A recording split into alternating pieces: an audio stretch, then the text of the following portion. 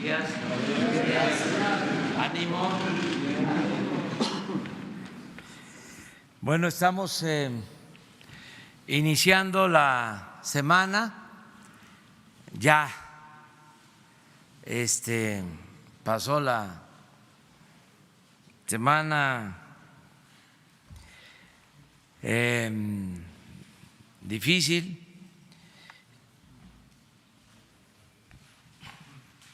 Lo cierto es que sí se vivieron 10 días complicados por el tema de los aranceles, la decisión de imponer esos impuestos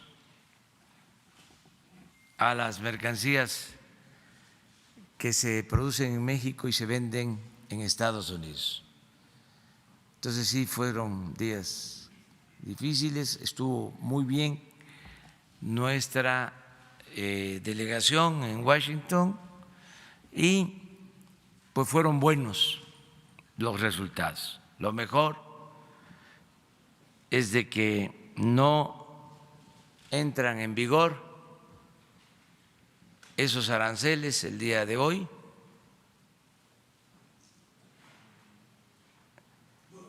Y lo que cuenta en política pues es mantener principios y también los resultados. Entonces, Marcelo Ebrard va a exponerles sobre este asunto y antes Alejandro Encinas va a darles a conocer lo que significa este día, 10 de junio, por los actos de represión de 1971 y cómo se recuerda este día haciendo el compromiso de que nunca, jamás debemos de optar por el autoritarismo, por la represión, que siempre tenemos que ser respetuosos de la libertad de expresión, de la libertad de manifestación, del derecho a disentir, de la pluralidad, de no usar la fuerza y mucho menos la tortura, la desaparición, el asesinato de opositores, borrar eso por completo, esa historia negra que tenemos que superar en una etapa nueva en este proceso de transformación que se está llevando a cabo en el país. Y por último, Ricardo Sheffield, como todos los lunes, nos va a dar a conocer el quién es quién en los precios de los combustibles. Entonces, si les parece, empezamos con Alejandro. Al final, preguntas y respuestas. Muy buenos días, tengan todas y todos. Con su autorización, señor presidente, pues efectivamente el día de hoy se conmemora el 48 aniversario de ese trágico jueves de Corpus Christi del 10 de junio de 1971. Y para hacer esta conmemoración, tener fresco en la memoria estos lamentables hechos con los que se pretendió aniquilar no solamente la disidencia en el movimiento estudiantil, sino la disidencia y la libertad de opinión y expresión en este país, el presidente nos ha instruido que de cara al 50 aniversario que habrá de celebrarse en el año 2021 iniciemos un conjunto de rescates de espacios en donde se van a cabo las actividades de tortura y de exterminio de los hombres y mujeres disidentes al régimen en esos años. Por supuesto, son muchos y algunos han ido cambiando a lo largo del tiempo, algunos han sido demolidos, otros afectados por los terremotos que hemos sufrido aquí en la ciudad, otros se han vendido a particulares, pero tenemos una buena serie de estos inmuebles que lamentablemente fueron parte de la historia de terror de la Guerra Sucia. Y el día de hoy vamos a inaugurar un memorial en lo que fueron las instalaciones de la Dirección Federal de Seguridad, que durante esos años pues fueron uno de los lugares de desarrollo de este tipo de actividades ilícitas y autoritarias. Ese memorial se va a llamar Circular de Morelia, está en la calle de Morelia número 8, en la colonia Romita, y con él, si tenemos ahí la presentación y lo podemos hacer,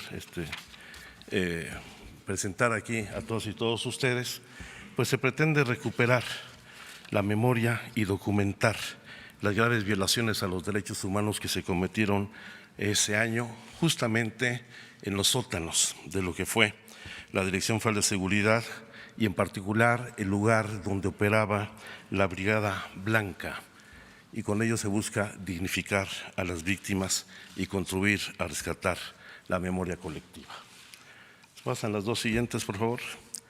Para este proyecto va a presentar información sobre testimonios, material del Archivo General de la Nación para reconstruir los hechos, y al mismo tiempo se ha habilitado este sitio en el sótano del inmueble, en donde va a presentarse también una plataforma digital conocida como Memorial Virtual, que contendrá en gran medida los archivos que hasta ahora han sido desclasificados en el Archivo General de la Nación, aunque todavía existe mucha información reservada al respecto, y al mismo tiempo veremos cómo estas prácticas en este lugar donde pues estuvieron al frente Fernando Gutiérrez Barrios, Luis de la Barrera, Javier García Paniagua y Miguel Nazar Haro, entre otros protagonistas de esta parte negra de nuestra historia, pues hicieron interrogatorios, torturas, desaparición forzada en este edificio.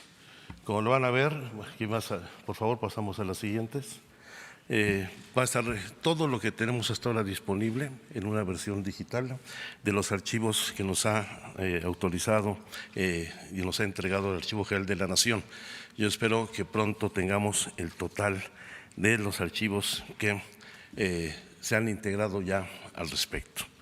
Este inmueble ya lo había señalado yo, está ahí en la colonia Romita y será al mismo tiempo el depositario de una memoria virtual de todos los materiales de la Dirección Federal de Seguridad, una galería fotográfica de las obras plásticas exhibidas en el acto inaugural. Hoy lo inauguraremos a las 13 horas.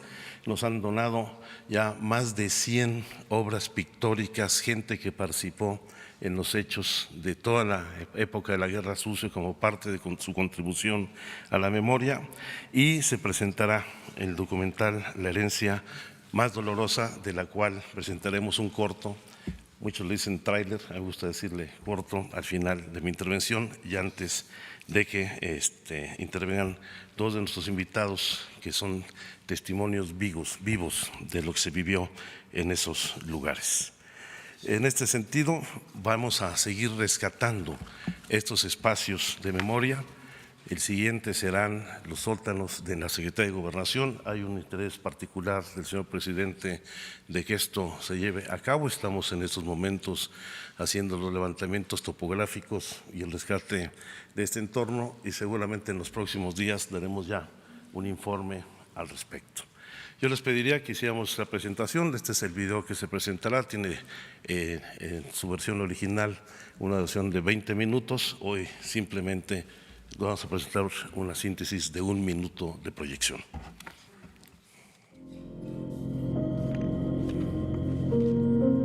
La desaparición forzada es un fenómeno que se ha dado en muchos países latinoamericanos. Muy por encima de todos los demás está México. Se torció la ley, se torció el propósito del Estado en su obligación de garantizar la seguridad y la justicia para la población. Empujaron a muchos jóvenes, como en otros países de América Latina, a tomar las armas. Me agarran, me esbozan, me cubren la cabeza. De pie frente a una pared y amarrado de las manos. Me suben por un elevador bastante estrecho. Y hasta así permanecía todo el tiempo. La finalidad de seguridad era la impunidad plena, ¿no? Tenían permiso para todo, para buscar a gente, para torturarla, para encarcelarla, para retenerla durante meses, para matar también. Bien, yo quisiera pedirle al maestro emérito de la UNAM, Alberto Híjar, y a nuestra compañera Marta Camacho, que son sobrevivientes vivos, son sobrevivientes de estos lamentables hechos, pasen aquí al frente y nos den un breve testimonio, pues para quienes vivimos esta tragedia. Yo en aquel entonces era estudiante en la Escuela Nacional Preparatoria y como dijimos en aquel entonces, ya la fecha, 10 de junio, no se olvida. Alberto.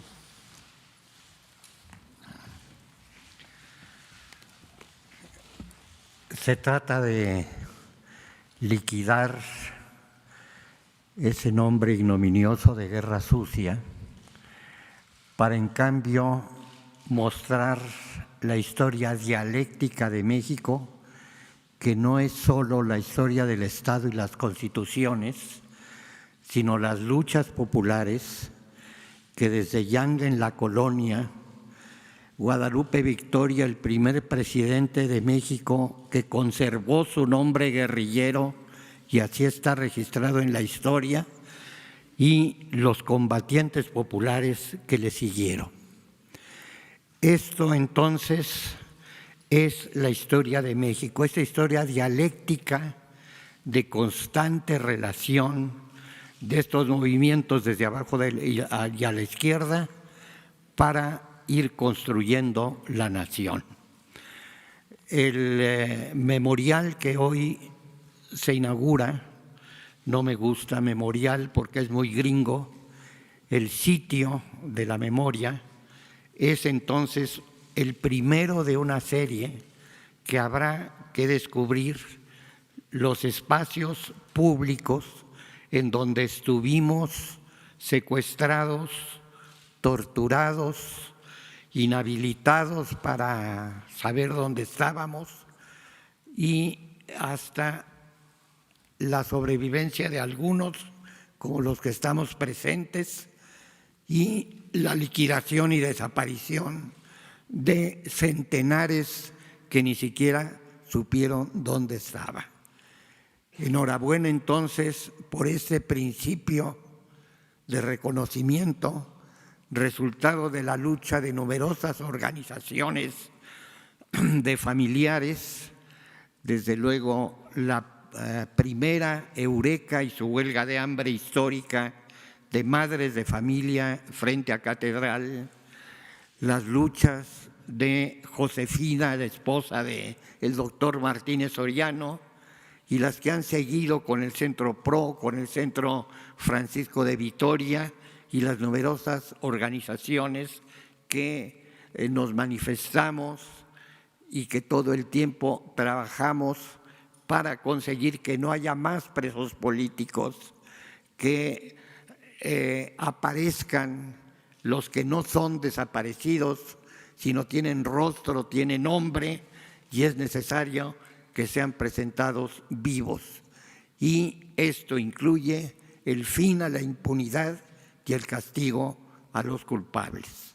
Ni perdón ni olvido, la lucha sigue.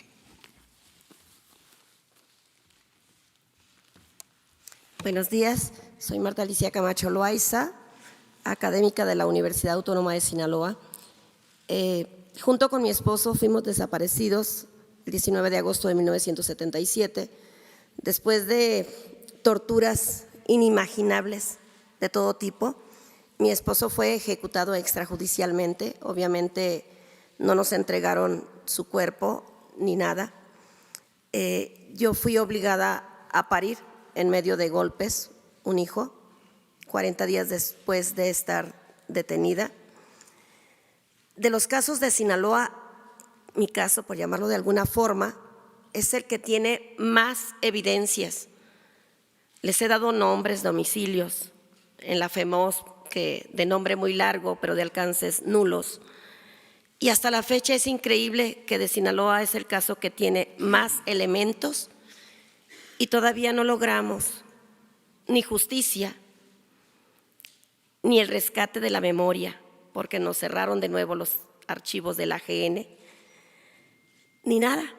Aquí la justicia transicional parece que está con los ojos cerrados o no existe, porque tenemos testimonios, yo les di nombres, hasta los domicilios de los perpetradores y todavía no alcanzamos justicia.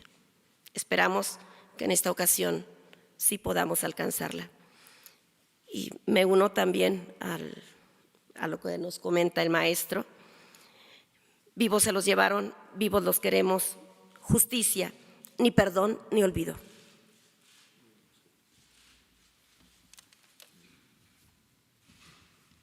Pues quédense aquí si quieren, si ponemos una silla. Sí. A ver si no hay una silla, por favor, para que nos acompañe. Gracias.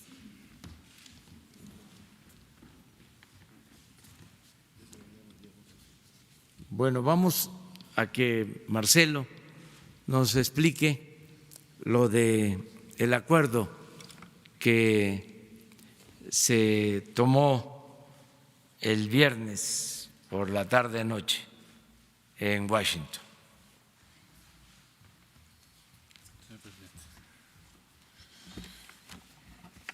Buenos días. Con su permiso, señor presidente, señoras y señores invitados, colegas. Bueno, informar respecto a los acuerdos llegados con Estados Unidos a la administración Trump, respecto al tema de la tarifa y la migración. Primero diría que en lo que lleva este gobierno, en estos meses, esta ha sido la más difícil o el momento más difícil en la relación entre México y Estados Unidos. Y la negociación fue muy difícil, muchas horas, muy tensa, y en esencia lo que ocurrió es que la relación comercial y económica se subordinó a la diferencia sobre el tema migratorio. Eso no había ocurrido. Un objetivo primordial de la negociación fue entonces para nosotros, para la delegación mexicana, volver a separar las dos esferas. Es decir, que la esfera comercial y la relación económica siga su camino y que la esfera migratoria siga el suyo, como estábamos hasta antes de la semana pasada. ¿Qué provocó que esto ocurriese por parte de Estados Unidos? El número de personas que están llegando allá. Es decir, en el mes de mayo, así nos recibieron en la reunión con el vicepresidente, que fue también muy dura. Dura no en el sentido que fueran groseros o otra cosa así, sino muy dura en el sentido de que el tono era casi de ultimátum. Bueno, quitan el casi. ¿Por qué? Porque nos recibieron con el reporte del mes de mayo de aprehensiones hechas en la frontera de los Estados Unidos con México. Y dieron a conocer una cifra superior a 140,000 personas. Es decir, con esa tendencia de personas que están llegando a Estados Unidos, dicen ellos, a fines de este año estarían llegando más de 1,600,000. El tema de las tarifas, yo quisiera nada más subrayarlo porque por fortuna hoy se ha alejado ese peligro, pero el tema de las tarifas, ¿qué implica para México? ¿O por qué es tan importante tener cuidado con eso? Bueno, en primer lugar, hay que tomar en consideración que tenemos un tratado de libre comercio presentado al Senado en México y que está en el Congreso de Estados Unidos, y si se aplican tarifas unilaterales, entonces nos alejamos del modelo del Tratado de Libre Comercio. Es decir, ¿qué podría seguir en una guerra comercial? Pues que no se aprobase o no entre en vigor o deje de estar en vigor, cualquiera de las tres, un acuerdo de libre comercio con México. Y entonces todas las inversiones que tengamos previstas en México tendrían que tomar en cuenta eso. Estimamos que entrar a una guerra comercial nos va a costar a México ¿qué? ¿Cómo lo podríamos traducir para nuestra vida personal? Bueno, en primer lugar estimamos como incrementar el IVA de golpe 10% en términos de tus condiciones de vida. Implicaría probablemente la pérdida de 1.200.000 empleos. Implicaría una caída en el Producto Interno Bruto de más de 1 punto. ¿Y esto por qué razón? Bueno, porque primero vamos a tener 5%, luego nos habían marcado el 1 de julio 10%, y entonces esto se convierte en una crisis económica para nuestro país que afecta a toda la población. Entonces, ¿a qué se llegó en esta negociación? Bueno, en primer lugar, aunque ahora voy a leer en detalle los resultados. En primer lugar, se llegó a que los dos temas se separen de nuevo. Entonces, logramos que el tema migratorio esté en una mesa y el comercio y las tarifas en otra. ¿Qué se acordó y qué se logró entonces? El gobierno de los Estados Unidos llegó a la reunión donde estuvo el señor vicepresidente de los Estados Unidos diciendo que la única manera de que no hubiese tarifas hoy era que México aceptara y firmara el fin de semana un acuerdo para ser el primer país de asilo, o dicho de otro modo, ser el tercer país seguro. ¿Esto qué significa? Para no ser muy complejo, significa que las personas que quieran buscar asilo, que atraviesen por nuestro territorio, tendrán que hacerlo en México y no podrán llegar a Estados Unidos a hacerlo. Nosotros les dijimos que tenemos muchas reservas sobre eso. Yo mismo declaré llegando a Washington que a mí no me gustaría hacer ese acuerdo. Entonces, después de muy intensas negociaciones, llegamos a 2 medidas, una propia y otra de ellos, y se acordó un plazo para hacer las cosas y ver quién tiene razón. La medida mexicana, ¿qué fue? Informarles algo que ya ha sido informado a la opinión pública en México, que es que la Guardia Nacional Mexicana va a cubrir todo el territorio nacional y también la frontera sur. Eso no se deriva del acuerdo con Estados Unidos, eso ya estaba establecido. Lo quiero subrayar porque he visto comentarios en los medios de algunas personas que dicen que vamos a militarizar la frontera sur. Bueno, eso es inexacto. En primer lugar, porque es la Guardia Nacional, y segundo lugar, porque está incluido esa presencia en esos municipios en el plan que ya se había presentado. ¿Qué es lo que se va a hacer? Pues hacer el despliegue más rápido. Bueno, eso sí, pero nada más. ¿Qué se pretende con esto en combinación con el Instituto Nacional de Migración? ¿Qué se pretende? ¿Cuál es el objetivo? También se dice se va a criminalizar a los migrantes. México nunca haría eso, y menos este gobierno. Es decir, ¿por qué alguien se quiera mover eso no lo convierte en criminal? ¿Qué es lo que se va a hacer? Se va a hacer un proceso que ya se anunció desde que entró este gobierno, que es que las personas que cruzan nuestro país en primer lugar tienen que registrarse. A ver, yo regresé de Washington, hice fila y presenté mi pasaporte y soy el canciller de México. Y si no hubiera traído mi pasaporte, a bien habría hecho la autoridad migratoria de mi país en ponerme en una sala, aunque sea el canciller de México. Y eso es para protección de todas las personas de nuestro país. Eso no es criminalizar a nadie. No podemos tener transitando por México a 600,000 personas y no sabemos cómo se llaman. Entonces, la decisión que se está tomando es, vamos a pedirles que se registren y vamos a decirles qué opciones hay. Y México no puede permitir que haya un flujo de 1,5 millones de personas sin saber cómo se llaman siquiera por su territorio. Segundo, Estados Unidos, la decisión de Estados Unidos es, miren, hoy en día estamos aplicando la 235 famosa, que también nos han criticado mucho, que por qué está aplicando, la 235. Esa no es una decisión de México, ni es un tratado, es una resolución de Estados Unidos.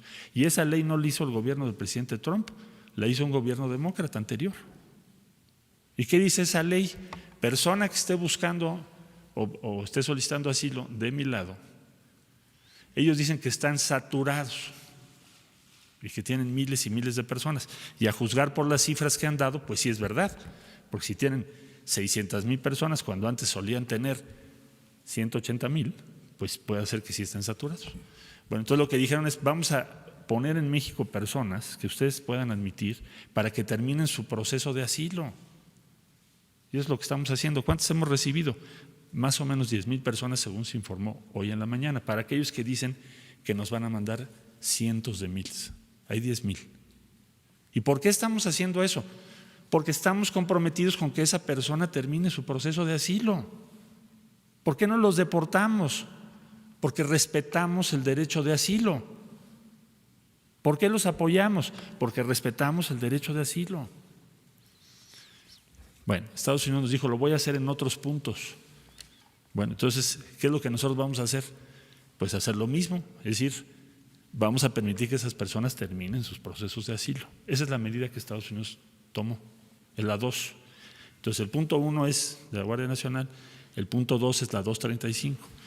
Punto 3, lo explico porque hay tweets del presidente Trump y me dicen que sí hay acuerdos secretos paralelos o que qué más dimos, que si los granos, en fin, voy a explicarlo lo más preciso porque además la instrucción que tenemos es hacer una diplomacia transparente.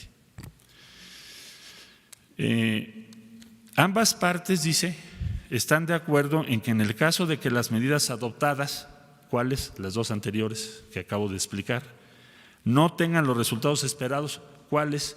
Que los números se estabilicen y vayan hacia abajo, entonces tomarán medidas adicionales.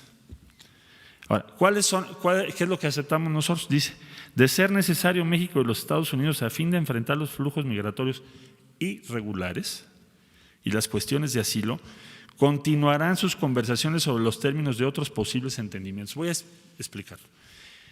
Ya les dije que en la reunión con el vicepresidente de Estados Unidos, ellos estaban insistentes en lo de tercer país seguro o primer país de asilo. Entonces les dijimos que yo creo que este fue el logro de la negociación más importante.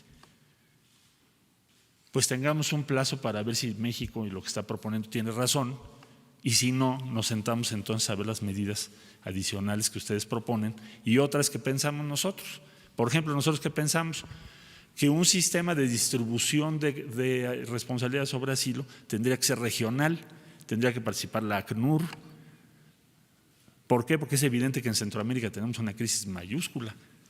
¿Cómo se explica que haya este número tan inmenso de personas que están buscando? Esto ya es un éxodo. ¿Qué sucede en Centroamérica para explicar esto? ¿Cómo podemos organizar una respuesta razonable? Entonces, ¿qué es lo que nos comprometimos?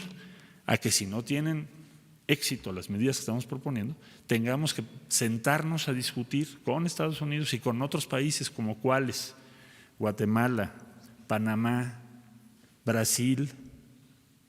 ¿Por qué? Porque a Brasil llegan los extracontinentales, Panamá porque ahí llegan cubanos y haitianos, Guatemala porque ahí pasan los hondureños y salvadoreños. Es un sistema regional. Entonces, ¿eso qué quiere decir? Bueno, nosotros confiamos en que las medidas que hemos propuesto tengan éxito, pero si no lo tienen, sí vamos a tener que participar en una discusión de ese tipo.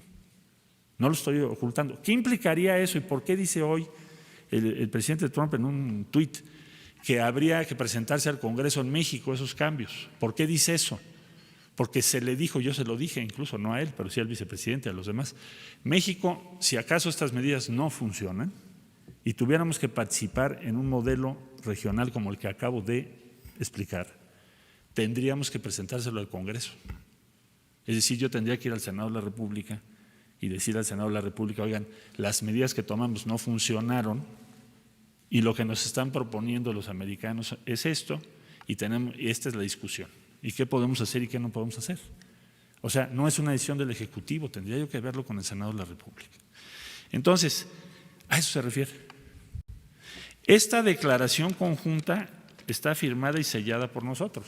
Esta es la que leí yo el día viernes. Y todo lo que se derive de esto yo les voy a estar informando puntualmente. ¿Cuándo o en qué fecha se va a hacer la evaluación? Dentro de 45 días. Aquí dice concluidas y anunciadas en un periodo de 90. Entonces, a los 45 días tenemos que sentar las partes y decir, bueno, ¿tuvo éxito o no tuvo éxito? Si no tuvo éxito, ¿qué vamos a discutir? Y entonces ya yo informaría en detalle qué es lo que se va a discutir si es que no tenemos éxito. Pero evidentemente nuestro propósito es tener éxito. Ahora, otra discusión de nunca acabar, pero que finalmente acabó y se asentó, fue el compromiso del 18 de diciembre que firmamos con el Departamento de Estado, porque esa es la posición esencial de México, que se mandó en una carta al presidente Trump, que es cuál, que la única solución plausible y razonable es que hagamos un plan de desarrollo integral, mismo que ya se presentó, yo lo llevé a la Casa Blanca. Ya fuimos a Alemania, Alemania ya lo respaldó, el canciller alemán. España ya emitió un comunicado que lo respalda también. Entonces, Estados Unidos dijo, voy a invertir 5.8 billones de dólares, de los cuales se han anunciado 350 millones de dólares en un proyecto en El Salvador, en el que estuvo ya presente el actual presidente de la República de El Salvador. Ese es el primer proyecto que se deriva de esto y de las gestiones de Salvador, claro está, directamente con Estados Unidos. Entonces, lo que queremos es esto, este punto que para nosotros es obvio, pues para los Estados Unidos, si pudiera, pues lo sacaban, ¿no? Pero aquí está también acordado por ellos y es público. Entonces, ¿qué ganamos? Resumen. Primero, pues no hay tarifas hoy. No hay una amenaza de tarifas en 90 días, o en 45, o en 30. Punto 2, migración se separa de comercio. Regresamos cada cosa a su mesa. Si se juntan las dos, para nosotros es peligroso. Punto 3, en materia migratoria, lo que estamos nosotros tratando de demostrar es que lo que nosotros proponemos es mejor que otras alternativas que existen, por supuesto. Pero tenemos que demostrarlo, tenemos que convencer, persuadir. Y debo decir que es la primera vez, cuando menos en lo que yo he visto, que las tarifas no se aplican. Porque normalmente el presidente Trump anuncia las tarifas como un instrumento de política y es muy raro que las quite. Ha habido casos, pero casi siempre las imponen y después negocias. Y aquí el peligro ¿cuál era? Que ahorita estuviéramos con tarifas y de todas maneras tener que discutir el tema migratorio. Eso no se dio. Y finalmente, que tenemos la oportunidad de demostrar que tenemos razón. En un tiempo, no indefinido. Pero ese tiempo lo convenimos mutuamente. Ellos querían que se firmara el domingo otra cosa, totalmente diferente. Pero eso es lo que está aquí. No hay ninguna otra cosa que no sea esto que acabo yo de explicar al mayor detalle posible. Día 45 es la evaluación y si no logramos los resultados, tendríamos que participar en discusiones para un acuerdo que incluya el retorno de solicitantes de asilo bajo una perspectiva regional. Bueno, es todo un tema técnicamente, pero solo quería yo informarles que esto es exactamente en lo que estamos. Muchas gracias y desde luego en las preguntas estoy a sus órdenes. ¿Abrimos ya las preguntas o hay otro? ¿De una vez o esperamos a quién? Vamos.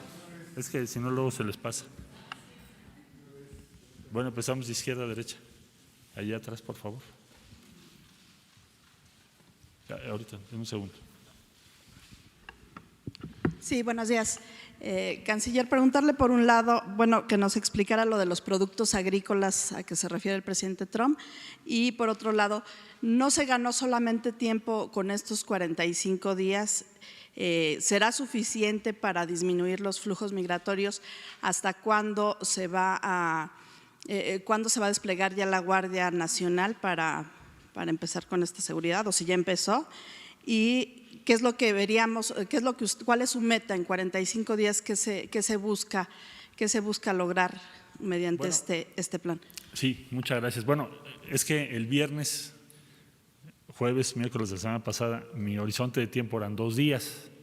Entonces, si tú me dices ganamos 45, se me hizo buenísimo, porque eran 2 días, 3. Y además el tiempo en contra, porque la tarifa del día 10 ya estaba prevista, ¿no? Bueno, pues ¿qué tengo que hacer? Pues voy a tener que hablar con las organizaciones, con los compañeros de los países centroamericanos, porque nosotros siempre hemos sido solidarios con ellos, siempre. Es más, el Plan de Desarrollo Integral de Centroamérica, México es el que lo ha presentado en todo el mundo, hasta la Casa Blanca. Entonces, ¿qué vamos a pedirle a los colegas de Centroamérica, a las organizaciones migrantes, a todas las compañeras y compañeros que tenemos? Que le ayuden a México. O sea, que demostremos, si queremos un programa de desarrollo en Centroamérica vigoroso, demostremos en 45 días que sí vale la pena, que lo podemos hacer entre todos. Es lo primero que vamos a hacer. Lo segundo, me preguntas de la Guardia Nacional. Bueno, según se informa por las autoridades correspondientes, esto ya tiene una base, ya están instalados una base, lo que se va a hacer es ampliar los números. Yo no tengo las cifras exactas, pero seguramente en el transcurso del día las podemos dar. Y el despliegue más importante tendrá que ser de migración, que son los que tienen la facultad principal. La función de la Guardia Nacional pues, será de apoyo, complementar a los agentes de migración, pero también tendrá que haber otra serie de actividades que ya iremos anunciando, que vamos a ver con el señor presidente en el transcurso del día de hoy, que tienen que ver con atención de salud, educación y otros temas. ¿En 45 días se busca disminuir o se el busca flujo mostrar migratorio? que funciona, tiene que disminuir, porque si vuelve a aumentar, a ver, el mes de abril fueron 110,000, si no mal recuerdo, y el mes de mayo fueron 140,000 o algo así. Entonces el número ha ido creciendo muchísimo, con lo cual se vuelve un tema mayor en Estados Unidos. Y nada más preguntarle por el tema de los productos agrícolas también. Mira, yo creo que él se refiere, porque no existe fuera de esto que acabo de explicar, quiero ser muy claro, fuera de esto que yo acabo de explicar, no hay ningún acuerdo de ninguna especie que no se haya dado a conocer. Todo esto que estoy diciendo se dio a conocer desde el viernes, solo que lo estoy detallando, ¿no? Pero eso es lo que acordamos, es decir, es un acuerdo migratorio. Lo comercial no está en este documento. Ahora, ¿a qué se refiere el que yo creo? ¿Qué está pensando él? Nosotros dijimos en la mesa, a ver, el impacto de la tarifa es de 5%. Esto lo presentamos oficialmente. La caída del Producto Interno Bruto sería de 1.12 puntos este año. Las exportaciones caerían entre 7.7 y 22.1%, pero igualmente las importaciones. La más importante importación mexicana, o una de las más importantes, son granos de Estados Unidos. Y en México se perderían 1.2 millones de empleos. Entonces, en el momento que no se aplican las tarifas, es al 5. Si te vas al 10, bueno, pues entonces tienes un impacto todavía mucho mayor. Pero bueno, eso es lo que presentamos. Entonces, al momento de no aplicarse las tarifas, me supongo yo que él está calculando que entonces va a ser un impulso un poco mayor al crecimiento económico y que eso también va a aumentar nuestras importaciones, entre otras de granos. Eso es lo que yo pienso que está él diciendo. Pero no tenemos un acuerdo específico sobre productos de esa naturaleza. ¿Estás tú, por favor? Secretario, buenos días. Buenos días. Roberto Cruz, de Impacto Revista, Diario y TV. Acaba de mencionar usted que se separaron los temas de migración y de comercio. Me supongo que entonces también se separó el de seguridad. Y me supongo que entonces el presidente de Estados Unidos, Donald Trump, tampoco ya no tiene nada más que decir o guardarse por ahí en la bolsa sobre seguridad, sobre lo que nos acaba usted de decir y sobre lo que él acaba de decir que va a revelar. Con lo que usted nos comenta, entonces ya no hay nada más que él pueda revelar. Ahora bien, con este paso que se dio ante Estados Unidos, y como decía Calderón, pues haya sido como haya sido, suponemos entonces que Estados Unidos pues también aceptó algunas cosas. En este acuerdo, Estados Unidos echa para atrás su amenaza de muro, Estados Unidos se compromete a frenar el tráfico de armas de Estados Unidos a México, Estados Unidos se compromete a consumir menos droga de lo que consume. Esas serían mis preguntas. Tengo otra pregunta, es otro tema, es sobre seguridad. Lo que acaba de ocurrir sobre Norberto, el joven universitario, no sé si la haga ahorita, presidente, o al rato. Muy bien, son mis preguntas. Soy breve contigo. Bueno, el mayor riesgo para México, como ya expliqué yo, fue y es el tema de las tarifas y que se cancele, se suspenda o se deje para otra ocasión el acuerdo comercial con México. Entonces, lo que se logró es que la tarifa no se aplique. Eso ya de entrada es para nosotros muy importante. Ahora, lo segundo, el punto del desarrollo en Centroamérica, fíjense bien lo que estamos diciendo. México no pidió para sí. No hay ningún punto que diga que a México le den dinero, que a México no sé qué, que hay otros temas que podríamos plantear, pero no planteamos eso. Planteamos, y lo aceptó el gobierno de Estados Unidos, ¿qué dice? Lo siguiente: Estados Unidos reitera su beneplácito al Plan de Desarrollo Integral lanzado por el Gobierno de México en conjunto con los gobiernos de El Salvador, Guatemala y Honduras para promover los objetivos del desarrollo. México y los Estados Unidos liderarán el trabajo con socios nacionales e internacionales para construir una Centroamérica próspera y segura y así abordar las causas subyacentes de la migración con el objetivo de que los ciudadanos puedan construir mejores vidas para ellos y sus familias en casa. Esto para nosotros fue lo más importante en este acuerdo después de las tarifas, pero es hablar por Centroamérica, no por México. ¿Por qué no hablamos por México? Porque habrá otros foros, otras ocasiones y porque nos preocupan los migrantes centroamericanos. Si no nos preocuparan, pues entonces ¿para qué metemos ese artículo? Mejor hubiera yo puesto, oigan, arreglen esto, den a México dinero, hagan lo otro. No, nosotros somos leales con la gente de Centroamérica y aquí está escrito. Ahora, no es cualquier cosa, es el único compromiso que ha firmado la administración Trump de desarrollo con una región del mundo, ya no digo de América Latina. Y esto nos costó muchísimo al de La Voz, a la embajadora Marta Bárcena, que tuvo una participación muy destacada, a Víctor Villalobos y a Graciela Márquez y a todos los que participamos. Entonces, ¿qué ganó México? Pues aquí está, su visión sobre la solución del problema está admitida, respaldada y reiterada por Estados Unidos, pero no solo eso, asumen aquí que van a liderar y junto con nosotros, que esto se lleve a cabo.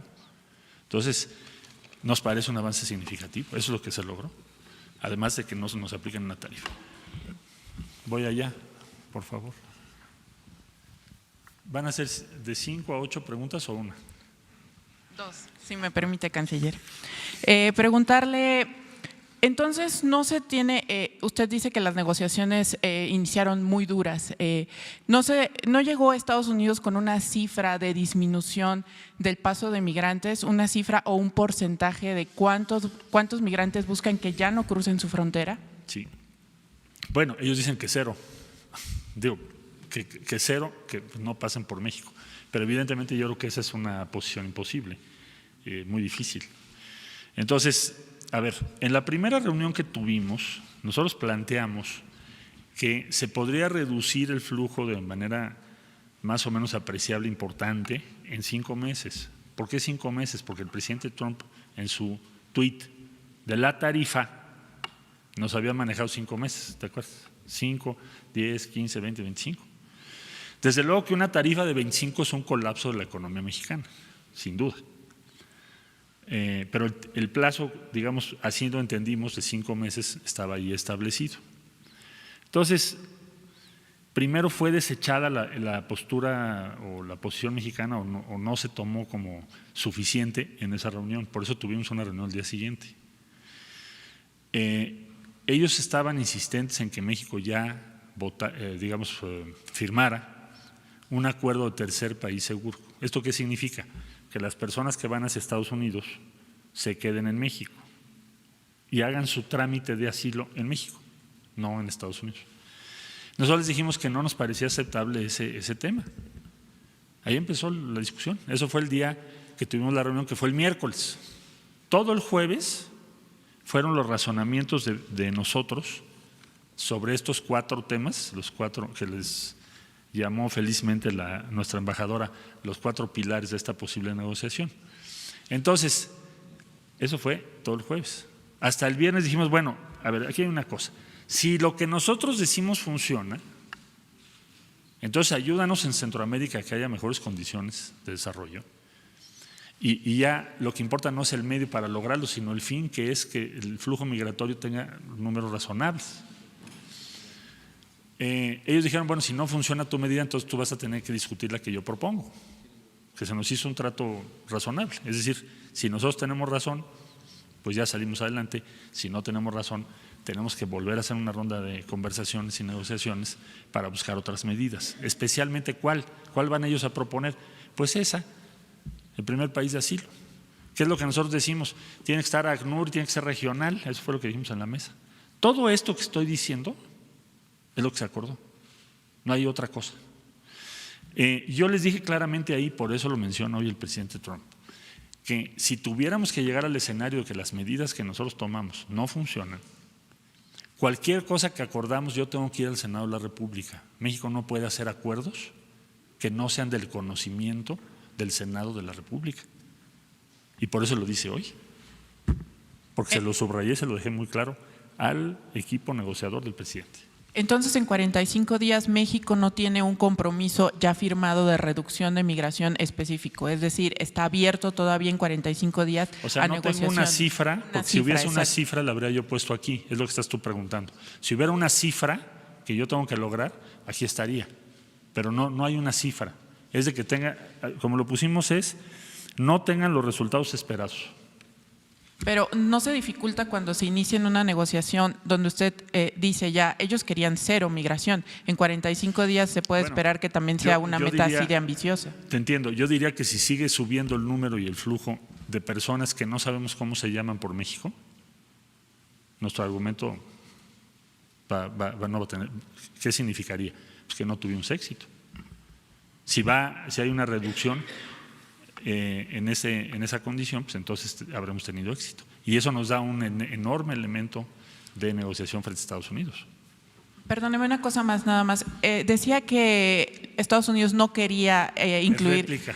Pero era réplica. ¿Para hechos o para...? Solo esta es la segunda, digamos. Que Estados Unidos no quería incluir el acuerdo y que… ¿No quería cuál? Incluir el acuerdo de desarrollo, el Plan Centroamericano de Desarrollo, pues que al principio no querían.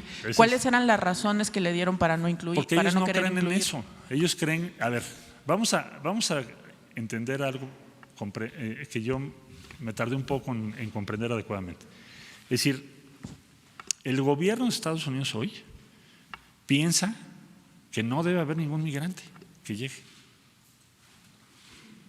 Esa es su tesis política y es su posición. Desde luego que nosotros tenemos una idea muy diferente, pero ese es el gobierno de ellos, es el que está en el poder. Nosotros que nos firmen, suscriban, respalden que hay que hacer una inversión en Centroamérica para darles opciones a las personas que están migrando por pobreza, pues es una cosa totalmente distante a la forma en que ellos piensan. Por eso lo considero un avance importante en la negociación, y no porque simplemente yo haya estado ahí, sino porque a mí me dijo el presidente, si tú haces un acuerdo donde esto no esté, yo no lo acepto. Y tampoco acepto que el sábado o el domingo se firme nada del tercer país seguro. Y si tú llegas a un acuerdo de plazo es tu responsabilidad y la asumo. Ahora, lo que hay que hacer es tener resultados y persuadir. Ahora, yo sé que es bien difícil, pero por lo pronto lo logramos. El viernes, a estas horas diríamos, híjole, nos van a aplicar las tarifas el lunes. Pero finalmente lo logramos. Esos 45 días son oro molido para México. Si les parece, 2 más, porque si no ya no me va a invitar el presidente. Acá, porque ¿y luego tú? Sí. Buenos días, señor canciller. Carlos Montesinos de la Hoguera.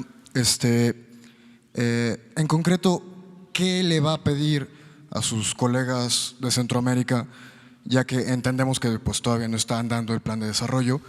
¿Qué va a plantear usted para que se solidaricen con México? ¿Mayor control migratorio, fortalecimiento de las fronteras, recepción de sus deportados? ¿Qué les va a plantear? 2 cosas, 2 compromisos nada más. Uno, que entre todos logremos hablar con las diferentes organizaciones, hacer un compromiso común para que no siga creciendo el número, porque sigue creciendo el número al que le van a aplicar tarifas en algún momento dado en el futuro, si es que esto no lo logramos corregir, pues va a ser a México. Entonces necesitamos su solidaridad. Claro que con cada país tendremos que comentar las cosas. Yo no estoy pidiendo medidas coercitivas, no estaría yo pensando en eso. La segunda cuestión, que aceleremos el paso para echar a andar nuestro programa.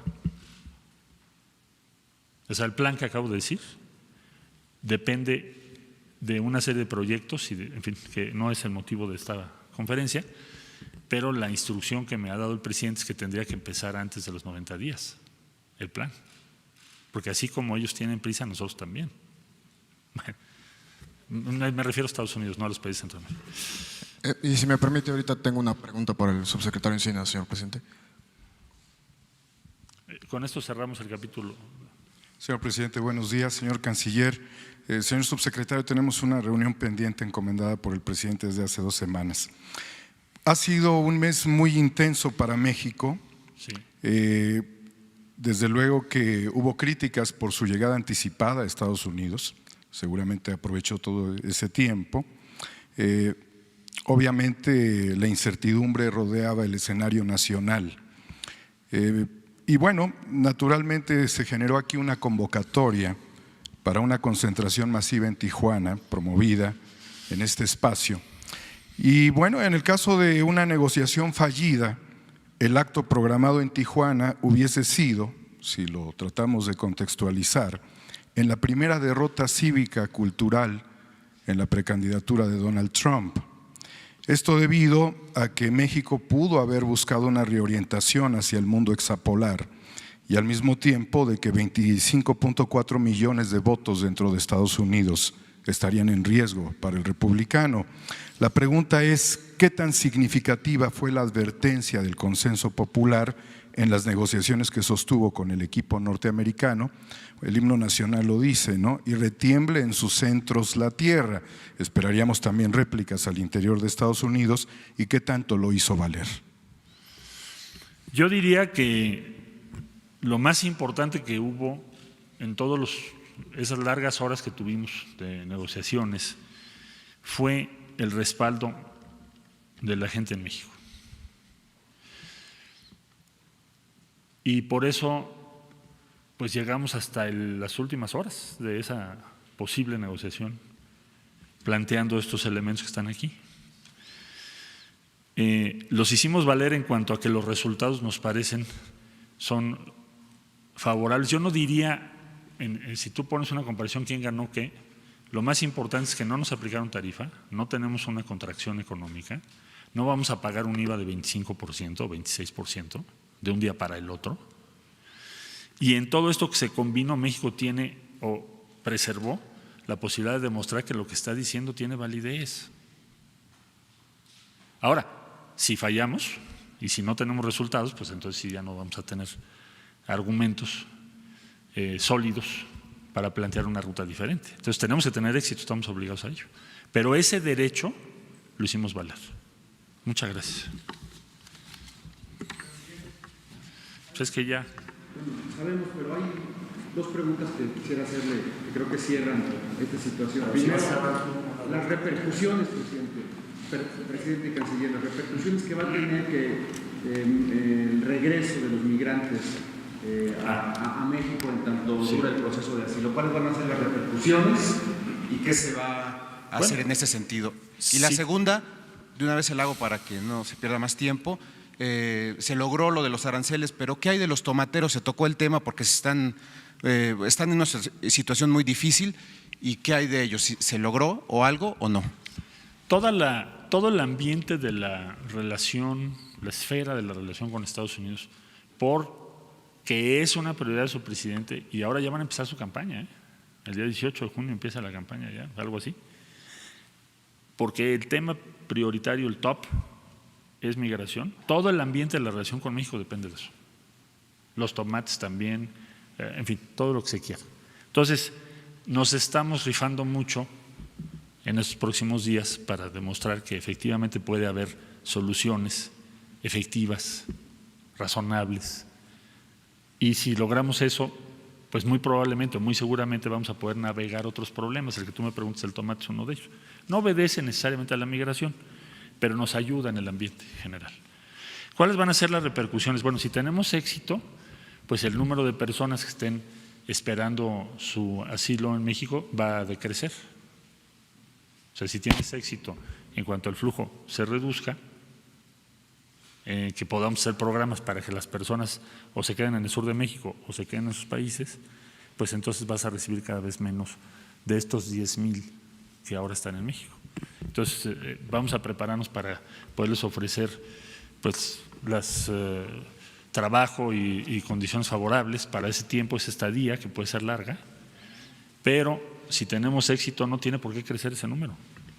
Este es un acuerdo que empieza a correr a partir de hoy, no se refiere a los que ya llegaron. Entonces, si tenemos éxito en lo que vamos a hacer, pues el número tiene que ir a la baja. Tiene que ser un número razonable, que no nos genere un problema mayor en el norte del país. Muchas gracias. ¿Cuánto dinero se va a destinar? ¿Cuánto dinero se va a destinar para atender a los migrantes aquí en México, en la frontera, mientras esperan el asilo de Estados Unidos? Y también, ¿en qué ciudades fronterizas se van a concentrar los migrantes? Mejor. Mira, vamos a tener reunión con el día de hoy, intercambio de información y demás, con las autoridades norteamericanas para que no te dé una respuesta a la ligera. Si me permiten, en cuanto tengamos la respuesta de las autoridades norteamericanas de en qué puertos de entrada van a hacer esto y cuándo y en qué cantidad, se las compartimos inmediatamente para no hacer una cosa especulativa ahorita. Muy bien. Bueno, pues vamos con Ricardo. Y al final, si hace falta, yo contesto algunas preguntas. Ya ahora muy pocas porque está todo. Buenos días, señor presidente. Buenos días a todas y a todos. Como se puede constatar el día de hoy, la administración que encabeza el presidente Andrés Manuel López Obrador pone atención a que no se olvide el pasado, que haya perspectiva de futuro, pero también que se cuiden los detalles del hoy, como este programa de quién es quién en las gasolinas, en donde el precio más alto en gasolina regular lo encontramos en Veracruz, el más bajo, lo encontramos el más alto en Bahía de Banderas, Nayarit, a 21.15, el precio al público por litro, 3.17 de margen, y el más bajo, Veracruz, con 17.57 centavos el litro, con 49 centavos de margen. En la gasolina premium, el precio más alto en el país, 23.13 el litro de premium, con un margen de 3.10 por litro, y el más económico lo tenemos en Veracruz, también la misma gasolinera, a 18.57 el litro, con 18 centavos de margen. En el precio del diésel, 21.85, el más alto en Aguascalientes, con un margen de 3 pesos 70 centavos, y el más económico con un precio al público de 19 pesos con 30 centavos el litro de diésel, un margen de 54 centavos. Si lo vemos acumulado por marcas, los tres tipos de combustibles, tenemos los precios más altos que se mantuvieron igual que la semana pasada, por cierto, que es Chevron, Arco y Shell, y los tres más económicos, la gas, Lodemo y Orsamo. En general, estabilidad en el mercado porque los precios muy similares a la semana pasada, con poca variación. En las acciones de verificación, en esta semana no encontramos ningún rastrillo como la semana pasada, que está en proceso la denuncia que se presentó ante la Fiscalía General. Se hicieron las 125 verificaciones y cabe hacer notar que 46 verificaciones se realizaron con la asistencia y el apoyo de la Policía Federal Preventiva, en donde 5 gasolineras, y pasan el siguiente, 5 gasolineras no volvieron a permitir en segunda ocasión la verificación. Cuando fuimos solos no lo permitieron, volvemos ahora acompañados de la Policía Federal Preventiva y ahora realizamos 41, pero 5 nos vuelven a impedir la verificación. Estas 5 gasolineras que nos impidieron por segunda ocasión la verificación es una en Tamuín, San Luis Potosí, 2 en Hermosillo, Sonora y 2 en Guaymas, Sonora. Estas 5, el viernes pasado, ya presentamos escrito a Pemex para que conforme al contrato con Pemex les deje de vender combustible. Presentamos el escrito a la CRE para que pierdan la concesión, porque también se incumple con las disposiciones de la concesión, y además presentamos la denuncia en la Fiscalía General de la República para cualquier delito que hubiera que perseguir en este caso, y esperamos en esta semana se cumplimenten estas peticiones a la CRE, a Pemex y a la Fiscalía General de la República. En el tema de gas LP, el precio más alto por litro, que son los tanques estacionarios, lo tenemos en 11 pesos 42 centavos, con un margen de 6 pesos 9 centavos por litro, y el precio más económico lo encontramos en Santiago, Mihuatlán, Puebla, con un precio al público de 7 pesos 73 centavos, un margen de 2 pesos 29 centavos por litro para tanques estacionarios. Y en el caso de los cilindros, que la próxima semana presentaremos el resultado del operativo de verificación de las condiciones físicas de los cilindros, el precio más alto lo tenemos en Torreón, Coahuila, a 21 pesos 15 centavos el kilo, con un margen de 10 pesos 94 centavos. Siguen muy altos los márgenes en este tipo de presentación del gas LP. Y el más económico lo tenemos por kilo en Saltillo, Coahuila, a 14 pesos 59 centavos por kilo, con un margen de 3 pesos 98. Y si vemos el conjunto de las principales distribuidores de gas LP en el país, los precios más altos los tiene Grupo Pagasa, Tomsa y Grupo Nieto, mientras los más económicos podemos constatar que los tiene Grupo Mavarac, Humberto Garza y Gascom. Es todo, señor presidente. Muchas gracias.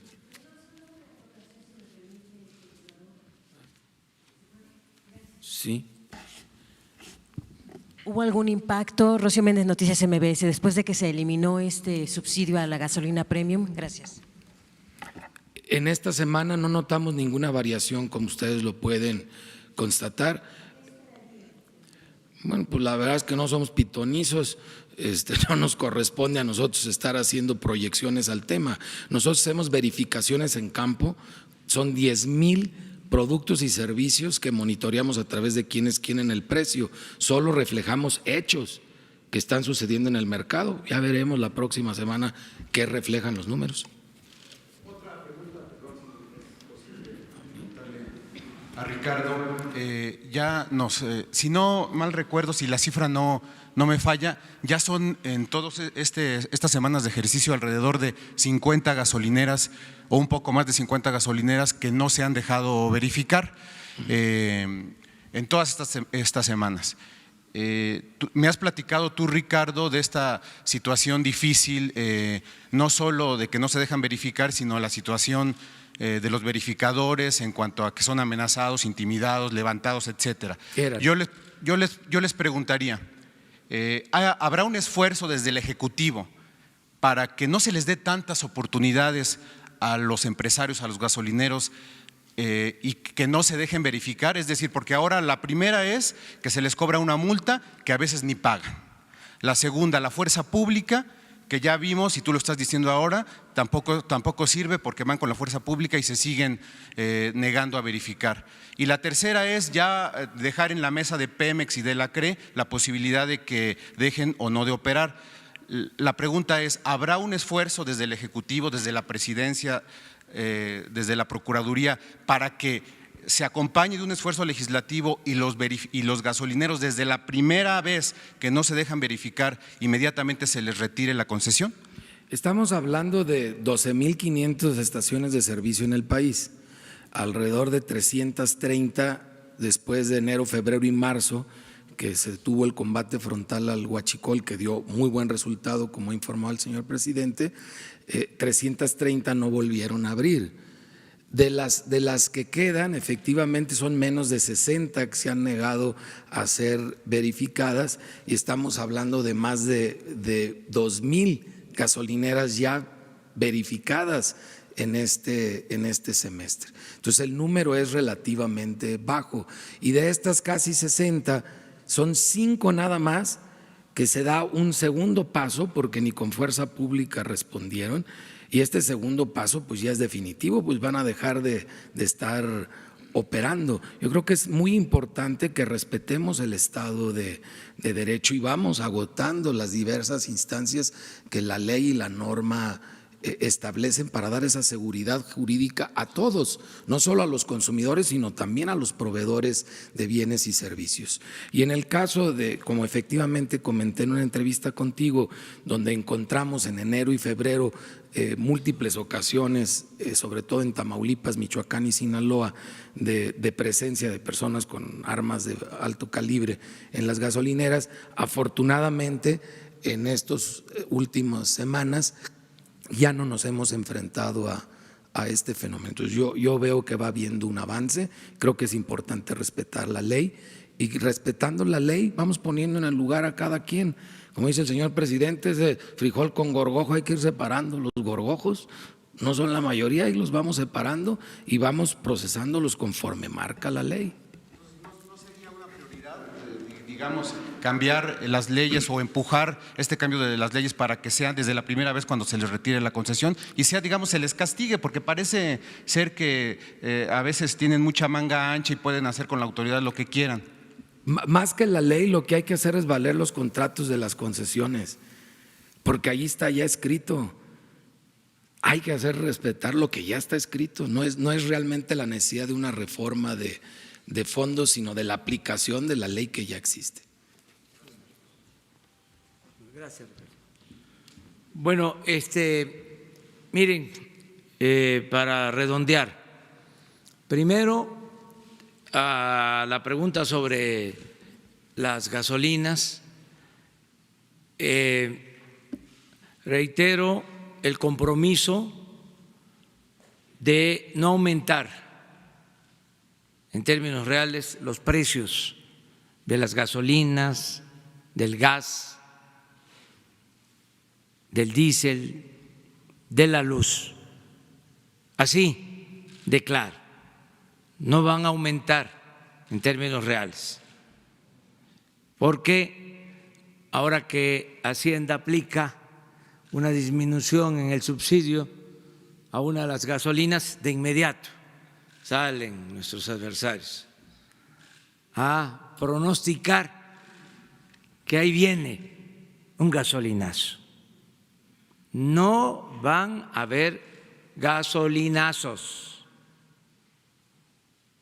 Se va a cumplir el compromiso de que no haya aumentos en términos reales en los combustibles. Una de las cosas más importantes de esta conferencia es el que nos permite aclarar rumores, calumnias todo lo que inventa el conservadurismo y sus voceros. Entonces, eso lo quería dejar muy en claro. 2, decir que se hace el compromiso, que es algo sublime, de no utilizar nunca, jamás la fuerza, la represión para detener las expresiones de inconformidad contra el gobierno. Nunca más el autoritarismo, la represión en México. Esto lo dejo de manifiesto en un día que se recuerda un acto de represión que no se va a olvidar. Eso es importante. Nosotros no vamos a torturar a nadie, no van a haber desaparecidos, no se va a mandar a asesinar a nadie. Este es un gobierno respetuoso de los derechos humanos, del principal derecho humano, el derecho a la vida. No es un gobierno autoritario como los que existieron lamentablemente en nuestro país. Y lo tercero es decir que estoy muy contento, satisfecho con el acuerdo que se alcanzó con el gobierno de Estados Unidos. Muy contento, feliz, porque evitamos una crisis económica, financiera. No era una cosa menor. Los técnicos, los economistas, hasta los que no nos ven con buenos ojos, sabían del impacto que iban a tener los aranceles, la aplicación de estas medidas unilaterales injustas en todos los factores de la economía, todas las variables macroeconómicas. Y desde luego, en cuanto a la afectación en inversiones, en empleos, todo esto se evitó. Por eso estoy contento. Es cosa de imaginar cómo se estaría iniciando esta semana con la aplicación de aranceles. No he visto, porque no he tenido tiempo, pero voy a revisar el comportamiento de los mercados y de la situación de nuestra moneda. Y estoy seguro que se va a apreciar a partir de este acuerdo. Ahí está.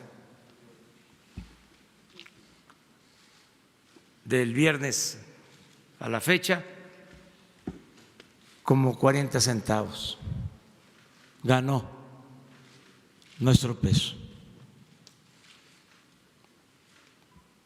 La política son principios, pero también eficacia, resultados. Y quiero agradecerle a todos los mexicanos por su apoyo, de todas las corrientes de pensamiento, de todos los partidos, legisladores y sobre todo al pueblo de México, que nos ayudaron a cerrar filas, porque así nos presentamos con fuerza para enfrentar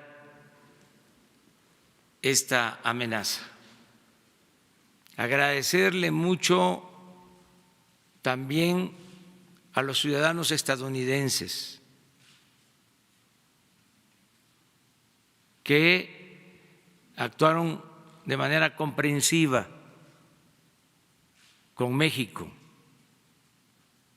Agradecerle a los que nos representaron en las negociaciones. Tenía yo comunicación con ellos, no era constante, pero estaban entregados, sometidos a fuertes presiones y siempre actuaron con respeto y diplomacia, evitando la confrontación. Los que participaron, el secretario de Agricultura, la secretaria de Economía, desde luego la embajadora de México en Estados Unidos, el asesor de la presidencia, Lázaro Cárdenas, y el secretario de Relaciones Exteriores, Marcelo Ebrard, que coordinó a todo el equipo y lo hizo muy bien.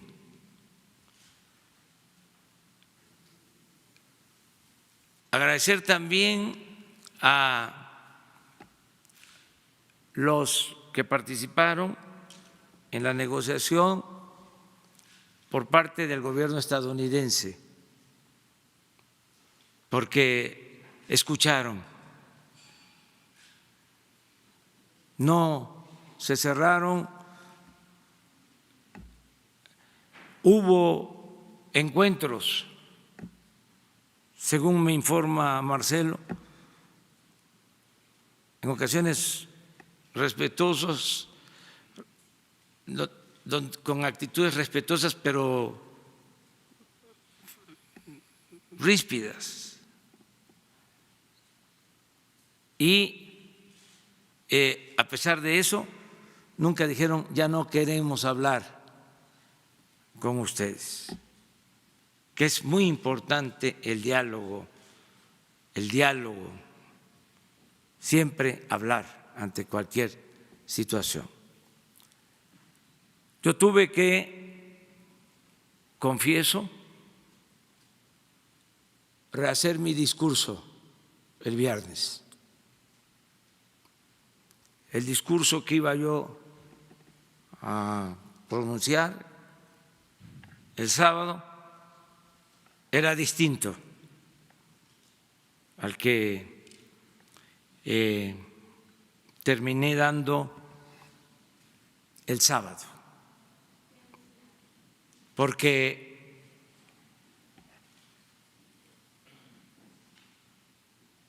así como el gobierno de Estados Unidos, en ejercicio de su soberanía, había tomado una decisión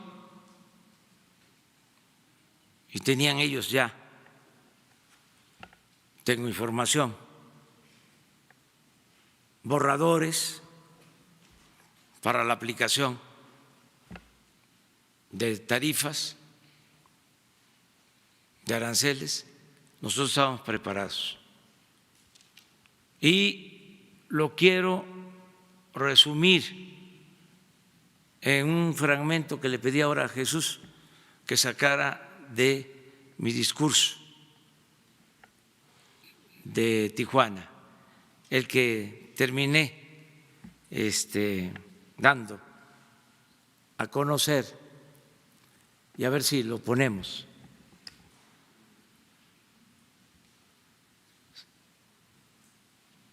Celebramos el importante acuerdo de ayer, es decir, del viernes, porque se nos estaba colocando en una situación muy difícil, muy incómoda, agregaría indeseable.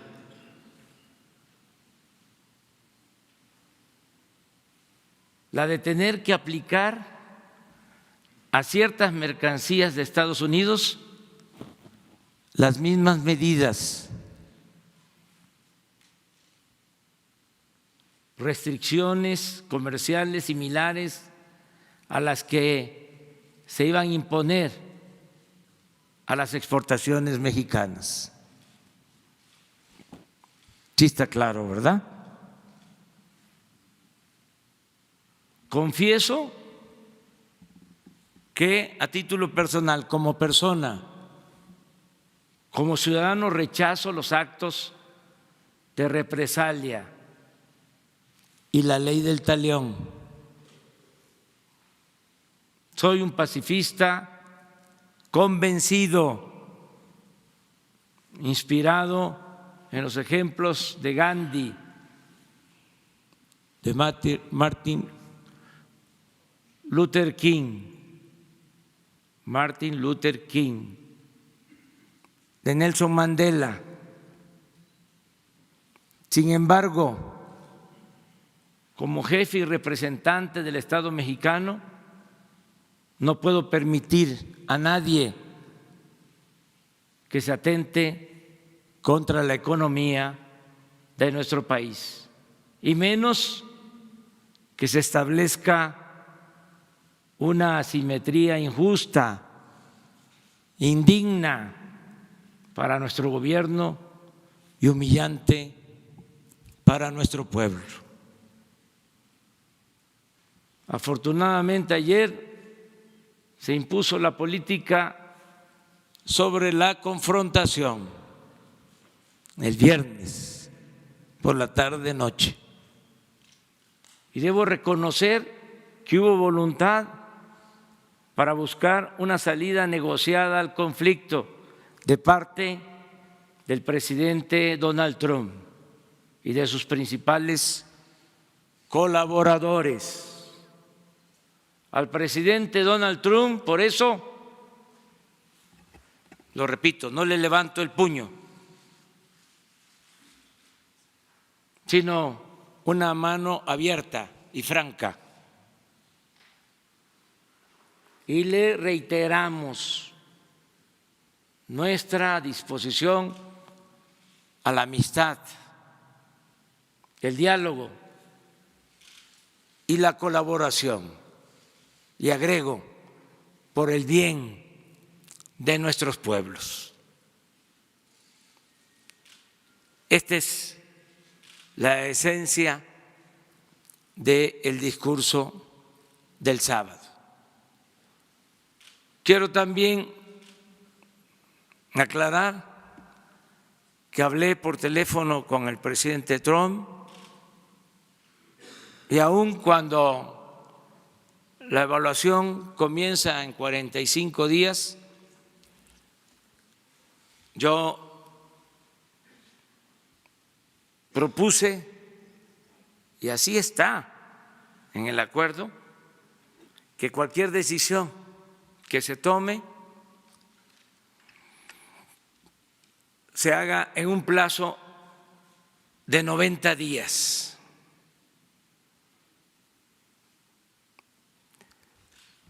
Esto es importante y es demostrar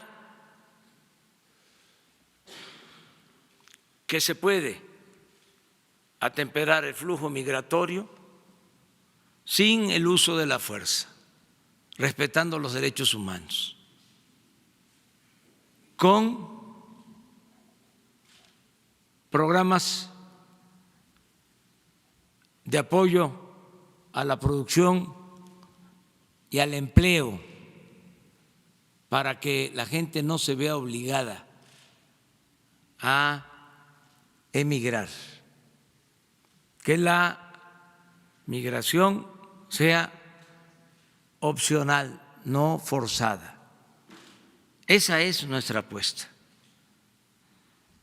Y vamos a demostrar que sí se puede. Hoy tengo una reunión con ese propósito, con miembros del gabinete, para reforzar toda la política de desarrollo, de bienestar y de atención a migrantes. Y les vamos a estar informando. Y estoy optimista y estoy seguro de que no van a haber represalias, porque no van a haber motivos de ningún tipo. Y México va a seguir siendo un país con oportunidades para la inversión, para la creación de empleo, sobre todo un país justo, un país libre, un país soberano. Entonces es hoy un buen día, iniciamos la semana de otra forma.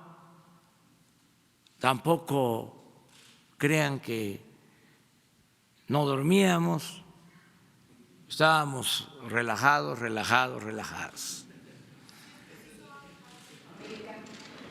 Sí, es preciso, pero la verdad, estoy muy bien representado por Marcelo Ebrard en todo lo que es política exterior. ¿Qué le dijo el presidente Trump ayer? Sí, ¿qué le dijo? Pues que había optado por el acuerdo. Nosotros celebramos esa postura y hablamos de los 90 días y quedamos en comunicarnos en 90 días para esperar resultados. Y yo estoy seguro de que vamos a salir bien. México es un país con mucho prestigio en el concierto de las naciones y nuestro pueblo se portó a la altura de las circunstancias. El pueblo de México es mucha pieza. Imagínense que indígenas, campesinos, obreros, empresarios ayudando. Tengo que agradecer aquí a empresarios que se manifestaron en apoyo. El presidente del Consejo Coordinador Empresarial estuvo todo el tiempo en Washington ayudando. Carlos Salazar, porque se habla de nuestra delegación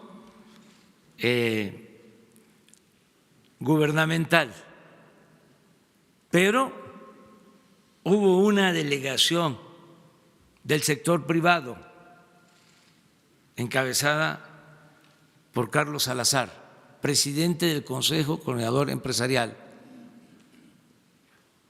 También agradezco mucho el respaldo de los gobernadores, de los legisladores, de los presidentes municipales. la verdad, mucha unidad. Y ayer, antier, en Tijuana, también agradecí el apoyo de los medios de información en el país, porque se abrieron los espacios, hubieron medios que llamaron a cerrar filas, a pesar de diferencias, porque la patria es primero. ¿Cómo no voy a agradecer eso? Ni siquiera voy a hablar de los que en uso de sus derechos, de sus libertades, hicieron cuestionamientos, porque no fue eso lo que prevaleció. Fue más la solidaridad de los mexicanos.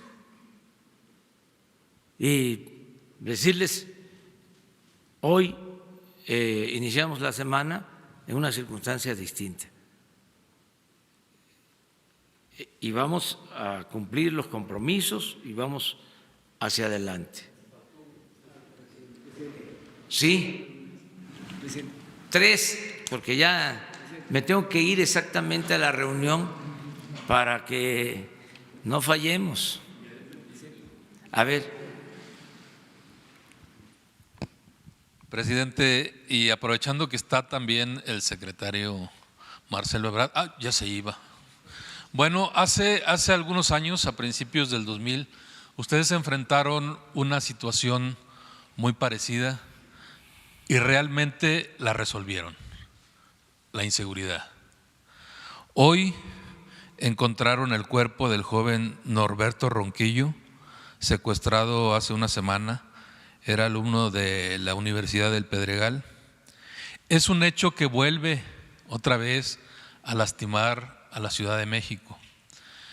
Y la pregunta es, presidente, si no es momento ya de recomendar para la Ciudad de México, para la capital mexicana, otra vez una mano dura como aquella que implementaron ustedes, digamos tipo Rudolph Giuliani, una especie de cero tolerancia contra la inseguridad en la Ciudad de México, con delitos que han ido al alza, delitos que ha mencionado usted al margen del crimen organizado. No es necesario ya una intervención del gobierno federal tipo recomendación. Recordemos esos años cuando realmente en la Ciudad de México bajó el crimen organizado en cuestión de delitos de fuero común. Sí, estamos trabajando. Esa es una asignatura pendiente, el garantizar la paz y la tranquilidad en el país y en la Ciudad de México. Y estamos ocupados y preocupados. Lamentamos mucho estos casos, nos duelen, lo digo de manera sincera. Y estamos trabajando para que haya paz, para que haya tranquilidad. Y vamos a tener resultados cada vez mejores, porque se está actuando. Y en efecto, cuando estuvimos en el gobierno de la ciudad, se logró reducir la incidencia delictiva y se mantuvo durante mucho tiempo. Los gobiernos que yo encabecé, luego con Alejandro Encinas, luego con Marcelo Ebrard, ahí están los resultados. Bajaron los homicidios, secuestros, robo de vehículos, robos en general y desgraciadamente en los últimos tiempos, no en todo el gobierno anterior, en el Distrito Federal, ahora Ciudad de México, no en todo, en los últimos años se descuidó la atención en materia de seguridad y aumentó la incidencia delictiva. Por eso ahora se tiene más problemas, pero ya se está atendiendo. La jefa de gobierno todos los días, Claudia Sheinbaum, está trabajando en esto, está haciendo lo mismo que hacíamos y que seguimos haciendo ahora en el gobierno federal. Todos los días se está reuniendo temprano para atender esta demanda justa de los ciudadanos, de que haya tranquilidad en la Ciudad de México y en el país. En eso estamos. Dos más.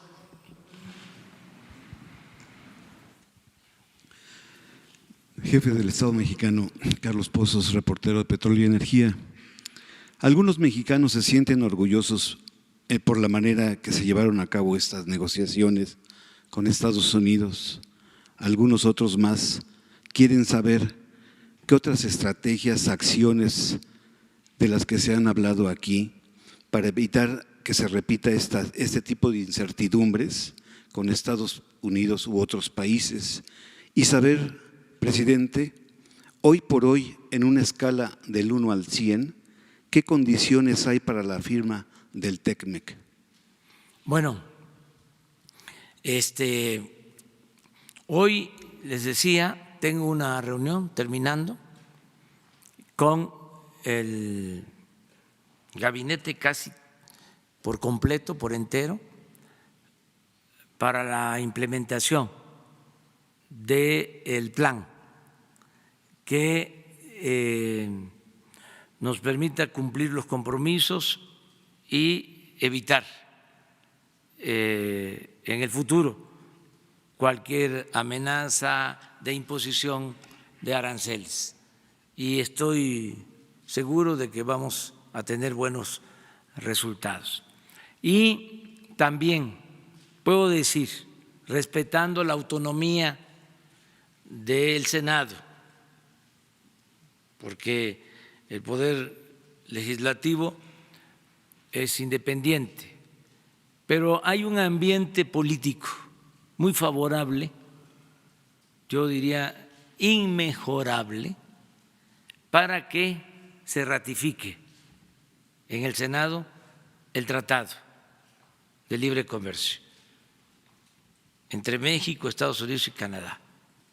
Tengo la información que en una semana van a tener ellos un periodo extraordinario al que ya convocaron y me han informado que el primer tema que se va a tratar es el de la ratificación del tratado. Y puedo asegurar de que en una semana o la semana próxima se va a ratificar por parte del Senado mexicano el Tratado de Libre Comercio. Esto va a ayudar también mucho. Lo vamos a hacer primero, con todo respeto, que en Canadá y que en Estados Unidos. Esto va a significar que estamos cumpliendo con los compromisos y va a ser una muy buena noticia en México y en el mundo. Terminamos con él. Buenos días. Hans Salazar de ZMG Noticias, Guru Twitter, Zócalo Virtual. Yo quiero preguntar, presidente, respecto a lo de hoy, 10 de junio. ¿Qué le respondería a la demanda de justicia por las represiones de, por mencionar solo 68-71, guerra sucia, con una acción concreta de su gobierno? ¿Tiene contemplado algo? Bueno, ya se ha comentado aquí la apertura de los espacios, el rescate de los espacios, pero respecto a la justicia concretamente que se está planteando. En sexenios pasados, y se ha manoseado mucho el tema de las comisiones de la verdad y todo este tipo de cosas. ¿Hay algún tipo de cambio al respecto para poder responder a esta demanda que se ha vuelto eterna de justicia para los desaparecidos, para los asesinados, etcétera? Y por último, en el rescate de los espacios que se ha comentado por parte del subsecretario Encinas, ¿está contemplado el campo militar número 1? Gracias. Mire, va a haber justicia, primero porque estamos aceptando los agravios, las violaciones que se cometieron. Segundo, porque estamos haciendo el compromiso de nunca más optar por el uso de la fuerza. Y tercero, porque se van a revisar las denuncias y se va a promover de que se castigue a responsables. No hay impunidad. En este gobierno se acaba, porque se acaba la corrupción y la impunidad. Entonces, Alejandro Encinas tiene esa encomienda y él podría ahora explicarles sobre esto de la justicia, de cómo lo están tratando y qué se está haciendo. Son muchos temas pendientes, pero en todos los casos no va a haber carpetazo, son expedientes abiertos.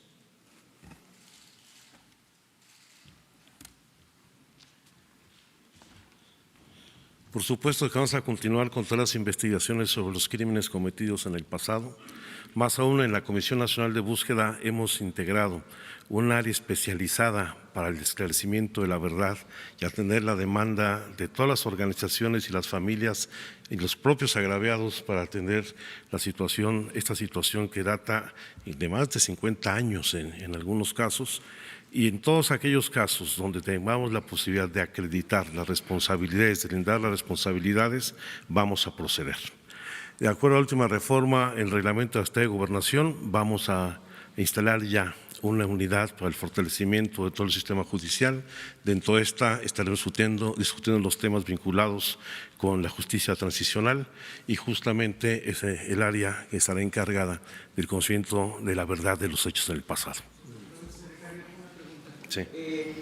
Los gobiernos anteriores quisieron cerrar el caso de los 500 desaparecidos en Guerrero. ¿Va a ser política de esta administración en este sentido?